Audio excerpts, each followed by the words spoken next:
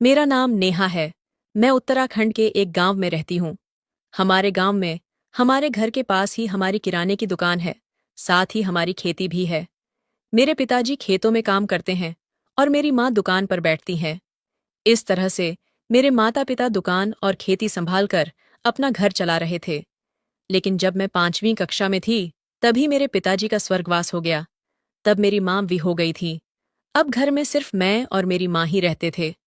मेरी माँ थोड़ी मोटी और सांवली रंग की थी। वह उम्र में करीब 38 साल की थी। क्योंकि वह मोटी थी, जब वह चलती थी तो भारी दिखती थी। मेरे पिता की मृत्यु के बाद मैं और मेरी माँ ही घर में रह रहे थे। चूंकि मैं छोटी थी, मेरी और दुकान की सारी जिम्मेदारी माँ पर आ गई थी। माँ मेरी देखभाल करती थी और साथ ही दुकान भी चलाती थी। इस वजह से माँ को हमारी खेती पर ध्यान देने का समय ही नहीं मिल पाता था। इसलिए माँ ने हमारी खेती एक व्यक्ति को बट्टे पर दे दी थी। मेरे पिता के स्वर्गवास के बाद माँ के पास मेरे लिए ज्यादा समय नहीं था, क्योंकि या तो वह अधिकतर समय दुकान में होती थी या जब उसे समय मिलता तो वह घर का काम करती थी। इस कारण मैं अपना ज्यादातर समय अपनी सहेलियों के साथ बिताने लगी थी। लेकिन मेरी सहेलियां गांव की रागिनी, ताई मंगला दीदी जैसी बुरी औरतों के संगत में पड़ चुकी थीं। इस वजह से मैं भी अपनी सहेलियों के साथ उन बुरी औरत की संगत में पड़ गई थी। इसका असर यह हुआ कि वह रागिनी ताई और मंगला दीदी हमें किताबें और कहानियां पढ़ने के लिए देती थीं। इतना ही नहीं, वह रागिनी ताई और मंगला दीदी गांव के लड़कों के साथ हमारे सामने रहती थीं। यहाँ तक कि अगर गांव की कोई महिला या लड़की किसी के साथ कुछ कर रही होती, तो वे हमें चुपचाप उसकी सारी जानकारी दे देती थीं। इस सब की वजह से मुझे और मेरी सहेलियों को कम उम्र में ही इन सब बातों की पूरी जानकारी हो गई थी। लेकिन चूंकि मैं और मेरी सहेलियां छोटी थीं, हमें कभी भी ऐसा कुछ करने की इच्छा नहीं होती थी। मेरे पिता के निधन के करीब 2 महीने बाद आदित्य नाम का एक लड़का हमारे दुकान में काम करने आने लगा था। आदित्य लगभग 30 साल का था। हमारे घर के पीछे ही आदित्य का घर था। आदित्य रामू चाचा का बेटा था। रामू चाचा किसी बीमारी से बिस्तर पर पड़ गए थे और आदित्य की माँ भी बीमार थी, इसलिए वह बाहर कोई काम नहीं कर पाती थी। इस कारण आदित्य के घर की हालत बहुत खराब थी। उसने 8वीं कक्षा के बाद ही पढ़ाई छोड़ दी थी और हमारे गांव के मोहन और सीताराम अंकल की गाय भैंसों को रोज संभालता था। बदले में वे उसे रोज चावल और ज्वार देते थे और उसके घर में सब्जी के लिए उसे बैंगन, आलू, टमाटर जैसी कोई सब्जी दे देते थे। इसी तरह से उसका घर चलता था। आदित्य बहुत मेहनती लड़का था, लेकिन आदित्य का गांव में कोई दोस्त नहीं था, क्योंकि उसे किसी से दोस्ती करना पसंद नहीं था। वह हमेशा मोहन और सीताराम अंकल के काम ही करता रहता था। मोहन और सीताराम अंकल का रोज का इतना काम करने के बावजूद कई बार वे उसे कुछ भी नहीं देते थे। ऐसे में उसे और उसके परिवार को भूखा ही रहना पड़ता था। इसीलिए मेरे पिता की मृत्यु के बाद आदित्य ने मोहन और सीताराम अंकल का काम छोड़ दिया और हमारे दुकान पर काम करने लगा। मेरी माँ उसे अच्छी तनख्वाह देती थी ताकि वह घर का खर्च और अपने माता पिता के इलाज का खर्च उठा सके। माँ सुबह मेरा सारा काम निपटा कर मुझे स्कूल भेजती थी और उधर सुबह 8 बजे आदित्य हमारे घर आता था। तब वे दोनों मिलकर दुकान खोलते थे। सुबह 8 से दोपहर 2 बजे तक माँ और आदित्य दुकान में होते थे। उसके बाद वे दोनों दुकान बंद करके खाना खाते थे। आदित्य अपने घर खाना खाने जाता था और माँ हमारे घर में दोपहर में दुकान में ज्यादा भीड़ नहीं होती थी, इसलिए रोज दोपहर के बाद हमारी दुकान बंद ही रहती थी। जब दोपहर के बाद दुकान बंद रहती थी तो माँ घर के सारे काम किया करती थी। शाम के लगभग 4 बजे माँ और आदित्य फिर से दुकान खोलते थे। जब 18 बजे में शाम को करीब 4:30 बजे स्कूल से घर आती थी, तो माँ आदित्य को दुकान पर छोड़कर घर आती थी। फिर मुझे चाय बिस्किट देती और फिर वापस दुकान में चली जाती। रात में 8 बजे के करीब माँ और आदित्य दुकान बंद करते थे। तब माँ घर में आती और हमारे लिए खाना बनाती थी। फिर हम दोनों खाना खाते थे, जबकि आदित्य अपने घर जाकर खाना बनाता था और खाता था। जब से आदित्य हमारे दुकान पर काम करने लगा था, वह रोज रात को हमारे घर में सोने आता था। अगर आदित्य को दोपहर में सोना होता, तब भी वह हमारे घर में ही सोता, क्योंकि उसका घर बहुत छोटा था। आदित्य और मैं मेरे कमरे में ही सोते थे और माँ अपने कमरे में सोती थी। जब आदित्य मोहन और सीताराम अंकल के यहाँ काम करता था, तब वह उनकी गाय भैंस के तबेले में ही सोता था। जब भी दुकान के लिए सामान लाना होता, माँ और आदित्य दुकान बंद करके उत्तराखंड सिटी जाते थे। कुल मिलाकर आदित्य हमारे यहाँ काम करने और सोने ही आता था। जब मैं 8वीं कक्षा में थी, तब मेरे नाना बीमार पड़ गए थे और फिर उनकी इलाज कराया गया, लेकिन वह गुजर गए। वे मेरी माँ के पिता थे। मेरे नाना नानी की इकलौती संतान मेरी माँ ही थी, इसलिए नाना की मृत्यु के बाद नानी अपने गांव में अकेली रहने लगी थी। एक रात जब हम खाना खा रहे थे, तब माँ ने मुझसे कहा, नेहा, मैं तुम्हारी नानी को हमारे यहाँ रहने के लिए बुला रही हूँ, क्योंकि तुम्हारे नाना के जाने के बाद अब नानी अकेली रह गई है। अगर नानी यहाँ आ जाएंगी तो मुझे दुकान पर ध्यान देने में आसानी होगी और नानी तुम्हारी और घर की देखभाल कर लेंगी। इससे तुम भी अपनी सहेलियों के साथ बाहर ज्यादा समय बिताने के बजाय घर में रहोगी। सबसे महत्वपूर्ण बात यह है कि नानी यहाँ आएंगी तो उनका अकेलापन दूर हो जाएगा और उन्हें तुम्हारे नाना की याद नहीं आएगी। तब मैंने कहा, अच्छा हुआ माँ, अगर नानी यहाँ रहेंगी तो उन्हें भी अच्छा लगेगा। अगले ही दिन मेरी नानी हमारे घर रहने आ गई। मेरी नानी 60 साल की थी। नानी भी थोड़ी मोटी और सांवली रंग की थी। वह सर्दियों के दिन थे, इसलिए माँ और आदित्य रात में दुकान थोड़ी जल्दी बंद करके घर आ जाते थे। अब घर में नानी के होने से घर के काम और खाना बनाने का जिम्मा उन्होंने संभाल लिया था, जिससे माँ को अब ज्यादा थकान महसूस नहीं होती थी। लेकिन जब भी माँ को दोपहर या रात में समय मिलता, तो वह नानी की घर के काम में मदद करती थी। सर्दियों के दिन थे, फिर भी माँ और नानी दोनों साड़ी में ही रहती थीं। चाहे कितनी भी ठंड हो, वे कभी स्वेटर नहीं पहनती थीं। नानी माँ के कमरे में ही सोती थीं। रात को वे दोनों वैसे ही सो जाती थीं। पहले से ही आदित्य हमेशा जमीन पर ही सोता था और मैं हमेशा बिस्तर पर सोती थी। उस दिन शनिवार था। सुबह के 6 बज रहे थे। अचानक मैं नींद से जाग गई। तब मैंने अपनी आंखें खोली और देखा कि मेरी नानी मेरे कमरे में आई हुई थी। उनके हाथ में झाड़ू था। वह हर रोज की तरह उठकर सफाई करने के लिए मेरे कमरे में आती थी। जब नानी यहाँ नहीं रहती थी, तो माँ ही रोज सुबह हम दोनों को उठाकर मेरे कमरे की सफाई करती थी। लेकिन अब रोज नानी मेरे कमरे में आकर हमें दोनों को नींद से उठाती थी और कमरे में झाड़ू लगाती थी। लेकिन उस समय वह हर चीज को एक अलग ही नजर से टकटकी लगाए देखती थी। मैंने ध्यान से देखा तो मुझे समझ आया कि नानी कमरे के हर तरफ देख रही थी। नानी को यह पता नहीं था कि मैं उसे देख रही हूं, क्योंकि वह देखने में इतनी मग्न थी जैसे वह उसमें खो गई हो। मुझे समझ नहीं आ रहा था कि नानी इस तरह पागलों की तरह क्यों देख रही है। कुछ समय तक उसे देखने के बाद नानी मेरे कमरे से बाहर चली गई। तभी मैं बहुत हंस पड़ी। फिर मैं उठी और आदित्य को उठाई। वह अंगड़ाई लेते हुए उठा और तब उसे एहसास हुआ और वह अपने घर चला गया। मैं भी पूरी तरह से फ्रेश होकर नाश्ता करने के लिए किचन में गई। हम तीनों नाश्ता कर रहे थे। तभी आदित्य घर में आ गया। फिर मेरी माँ ने उसे नाश्ता दिया। अब वह भी हमारे साथ किचन में बैठकर नाश्ता करने लगा था। उस वक्त मैं खासकर नानी को ही देख रही थी। आदित्य का किसी पर ध्यान नहीं था। वह बस अपना नाश्ता कर रहा था। लेकिन उस समय मेरी नानी बार बार उसे देख रही थी। नाश्ता खत्म करने के बाद माँ और आदित्य दुकान खोलने चले गए। मैं किचन में नानी के साथ ही थी। मैं उसे देख रही थी। उसका किसी चीज में ध्यान नहीं था। उसका मन कहीं और ही अटका हुआ था। अब नानी बार बार खिड़की के पास जाकर आदित्य को दुकान पर काम करते हुए देख रही थी। मुझे पता था कि दादी बार बार खिड़की के पास जाकर आदित्य को क्यों देख रही है, क्योंकि पहले से ही मैंने इस पर नजर रखी थी। क्योंकि मुझे अच्छी तरह मालूम था कि वह उसे किसी तरह अपनी ओर खींचने की कोशिश जरूर करेगी।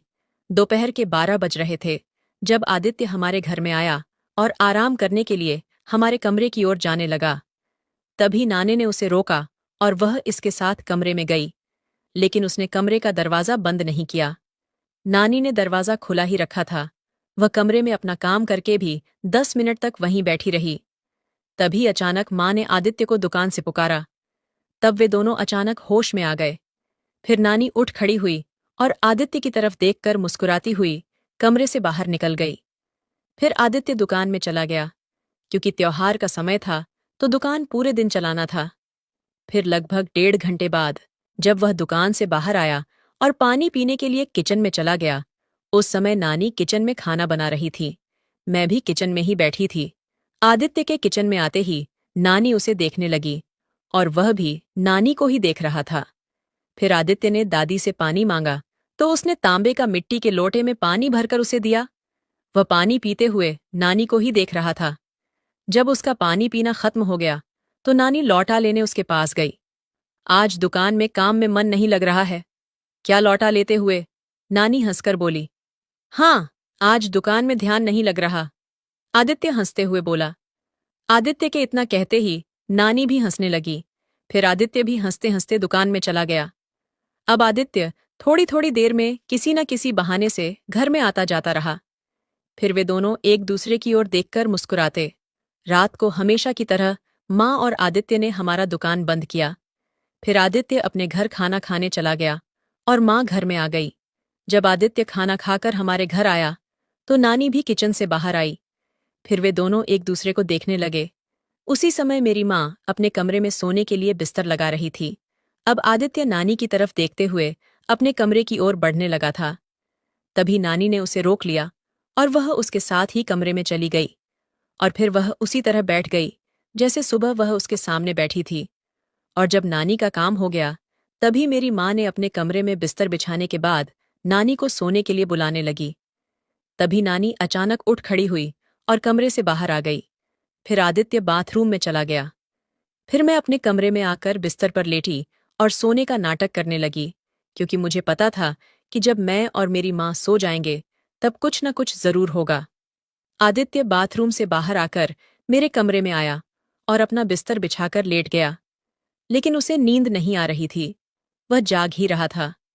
रात के ठीक 11 बज रहे थे। तभी मुझे बाथरूम जाने की जरूरत महसूस हुई, तो मैं उठकर बैठ गई और आदित्य की तरफ देखी। जैसे ही आदित्य ने मुझे देखा उसने तुरंत अपनी आंखें बंद कर लीं। तब मुझे हंसी आने लगी, पर मैंने अपनी हंसी को मुश्किल से काबू किया। फिर मैं बाथरूम गई और वहां से वापस आने के बाद सोची, क्यों ना माँ के कमरे में जाकर देखूं कि नानी अभी जाग रही है या नहीं। फिर मैं धीरे धीरे बिना कोई आवाज किए माँ के कमरे के पास पहुंची। कमरे का दरवाजा थोड़ा खुला था। मैं दरवाजे के पीछे छुपकर कमरे में झांकने लगी। मेरी माँ धीरे धीरे कुछ कर रही थी। अब मेरा ध्यान नानी की तरफ गया। नानी की आंखें बंद थीं, जिससे मुझे समझ नहीं आया कि वह सच में सो रही थी या सोने का नाटक कर रही थी। फिर मैं वापस अपने कमरे में आ गई और जैसे ही आदित्य ने मुझे देखा उसने फिर से जल्दी से अपनी आंखें बंद कर लियां। फिर मैं अपनी जगह पर लेट गई और फिर से सोने का नाटक करने लगी। अब रात के करीब 11 बज चुके थे। तब आदित्य धीरे धीरे उठकर खड़ा हो गया और मेरी तरफ देखने लगा। जब उसे यकीन हो गया कि मैं गहरी नींद में हूं तो वह धीरे धीरे बिना कोई आवाज किए कमरे से बाहर चला गया। इसके जाने के बाद मैं भी उठी और बिना कोई आवाज किए उसके पीछे पीछे चलने लगी। फिर वह मेरी माँ के कमरे में चला गया। मैं भी दरवाजे के पास जाकर छुप गई और कमरे में झांकने लगी। तब नानी मेरी माँ की तरफ मुंह करके सो रही थी। नानी की पीठ आदित्य की तरफ थी और चेहरा माँ की तरफ। आदित्य के आने पर नानी बोली, आखिर तुम आ ही गए। मुझे नहीं पता तुम्हें कैसा लगा, पर मुझे पता है तुम और मेरी बेटी, मुझे अब तक तुम लोगों के बारे में कुछ भी नहीं पता चला। इतना ही नहीं, तुम्हारे बारे में कभी किसी को शक भी नहीं हुआ, क्योंकि तुम दोनों बहुत संभल कर चलते हो। तब औचित्य ने एक लंबी सांस लिया और फिर कहने लगा, नानी, अभी लगभग 6 महीने हुए हैं। औचित्य की बातें सुनकर मुझे अपने कानों पर विश्वास नहीं हो रहा था। तभी नानी ने माँ की तरफ मुंह किया। माँ सो रही थी। तब नानी ने माँ से कहा, मुझे पता है कि तुम जागी हुई हो और अभी तक हमारी सारी बातें सुन चुकी हो। तब मेरी माँ नानी से बोली, माँ, मैं सोई हुई नहीं थी, मैं अभी सोने का नाटक कर रही थी। इतना सुनते ही नानी की आंखों से आंसू बहने लगे। नानी की आंखों से आंसू बहते देख मेरी माँ ने अपनी आंखें खोल दीं। वह जानती थी कि अब छुपाने का कोई मतलब नहीं है। फिर माँ ने धीरे धीरे उठते हुए नानी की तरफ देखा और कहा, मैं यह सब खत्म करना चाहती हूँ। ये रिश्ता अब और नहीं चल सकता। नानी, जो अब तक चुप थी, अचानक बोली, तुम्हें पता है कि तुम्हारा फैसला कितना मुश्किल है? आदित्य ने तुम्हारे लिए बहुत कुछ किया है और अब इस उम्र में। तभी माँ ने नानी की बात को बीच में ही काटते हुए कहा, माँ, जो हम कर रहे हैं वह गलत है। हम समाज और अपने परिवार से धोखा कर रहे थे। अब मैं और इस झूठ में नहीं जी सकती। आदित्य, जो चुपचाप खड़ा था, उसने कहा, मैंने तुम्हारे लिए हमेशा सब कुछ किया है, लेकिन अगर अब तुम चाहती हो कि यह सब खत्म हो जाए, तो मैं इसके लिए तैयार हूं। फिर माँ और आदित्य के इस बातचीत ने जैसे सब कुछ साफ कर दिया। यह रिश्ता एक गलत फहमी और लालच का परिणाम था, जो अब टूटने की कगार पर था। फिर नानी ने माँ की ओर देखते हुए कहा, अगर तुम यह निर्णय ले चुकी हो, तो इसे सही ढंग से खत्म करो। कल से तुम दोनों अलग अलग रास्तों पर चालो। फिर अगले दिन आदित्य ने हमारे घर से अपना सारा सामान उठाया और हमेशा के लिए चला गया। माँ ने भी अपने भीतर की गिल्टी से छुटकारा पाने का प्रयास कर रही है। अब घर में फिर से शांति थी, पर वह शांति दर्द और पछतावे से भरी थी। गलत रास्ते पर चलने से सही निर्णय पर लौट आना हमेशा बेहतर होता है, क्योंकि सच्चाई से किया गया सामना ही आत्मा को शांति देता है। जीवन में अपनी गलतियों को स्वीकार करना और उन्हें सुधारने का प्रयास करना सच्ची बहादुरी का प्रमाण है।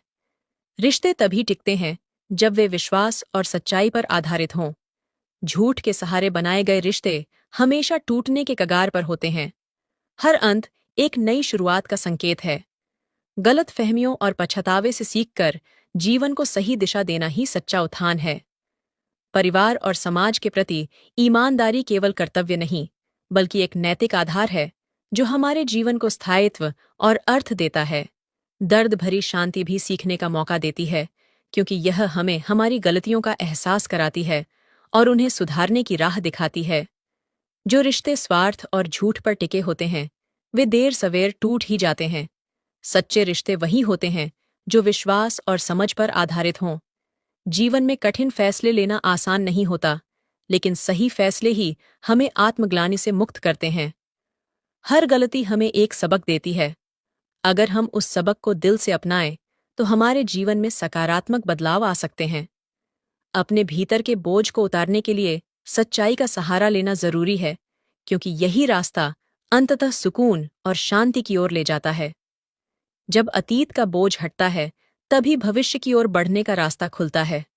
अपने पछतावे को सीख में बदलें और आगे बढ़ें। माफी मांगना और खुद को माफ करना दोनों ही जीवन को नई दिशा देने के लिए जरूरी हैं। कभी-कभी सबसे बड़ी जीत अपने भीतर के संघर्षों को शांत करने में होती है। तो दोस्तों, आज की कहानी कैसी लगी कमेंट करके जरूर बताएं और